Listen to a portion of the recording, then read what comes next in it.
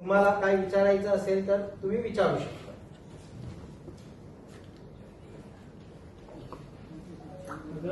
काय मागणी आहे नेमकी आता तुमची? आमचं मागणी आहे की शास्त्रीनगर डोंबिवलीमध्ये 6 तारीखला रात्री ज्या गोष्टी घटना घडली आहे त्याच्यामधनं जे ऍक्शन वगैरे घेतलं पाहिजे होतं ते काय झालेली नाहीये.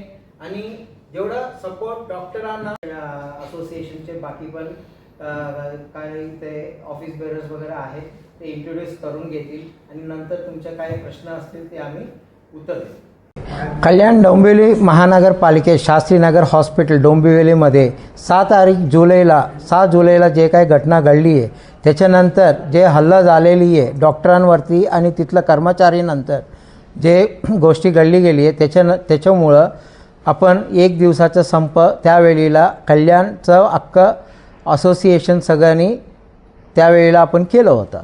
त्याच्यानंतर आत्ता सध्या राज्यस्तरीयवर Indian medical association, Indian dental association, केम्स्वा, नीमा आणि आयुर्वेद व्यासपीठ या सगळ्यांनी राज्यस्तरावर Indian medical association state branch या सगळ्यांनी दखल घेऊन आपण सोमवारी सकाळी 6 वाजल्यापासून 20 तारीख जुलैला 21 जुलै सकाळी 6 वाजेपर्यंत मंगळवारी संप करण्यात येतो आहे. हे आपण जे एमर्जन्सी सर्व्हिसेस असतात एमर्जन्सी सर्व्हिसेस चालू ठेवणार आहेत. येणारे पेशंटला त्यांना कोणालाही त्रास होऊ नये म्हणून एमर्जन्सी सर्व्हिसेस चालू ठेवून OPD clinics, physiotherapy clinics, dental clinics आणि इलेक्टिव्ह ऑपरेशन सगळं प्रायव्हेट हॉस्पिटलचं बंद ठेवण्यात आहे. ओके.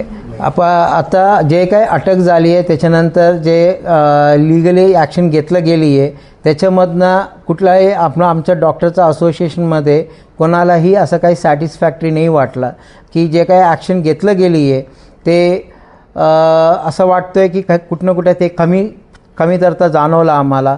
आणि त्याच्यानंतर पुढे जाऊन असं गोष्टी काही घडलं नाही पाहिजे. जे काही मागणी आहे त्याच्यासाठी आम्ही हे संप करण्यात येतो आहे. आता तुम्ही आता बोलल्यानंतर मला आता माहिती पडली आहे ते बघायला लागेल. त्याचं झाल्यानंतर मग आता आमचं काय प्रतिक्रिया असेल ते आम्ही तुम्हाला असं काय अपडेट भेटलं तर आम्ही देऊ तुम्हाला. त्या डॉक्टरांना लीगल सपोर्ट वगैरे काही देणार का एमएच्या वतीने किंवा ज्या संघटना आहेत तुमच्या? आम्ही ऑलरेडी लीगल सपोर्ट द्यायला तयार आहोत, तसं काही नाही आहे. आणि फक्त जसं तुम्ही आता मला बोललेत की हे फक्त जे रमेश म्हात्रेबद्दल जे तुम्ही बोलता त्यांच्या विरुद्ध नाही आहे. हे पूर्ण पुढे जाऊन असं कुठल्याही गोष्टी घटना घडली नाही पाहिजे याच्यासाठी आमची मागणी आहे.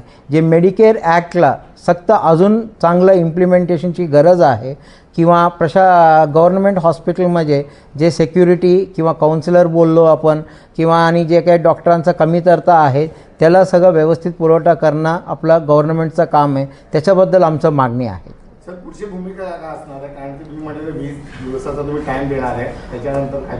आता सध्या सोमवारी जे आपण स्ट्राईक करणार आहोत त्याच्यामध्ये आपलं स्टेट लेवलचं सगळं असोसिएशनचं सगळं पार्टिसिपेशन आहेत.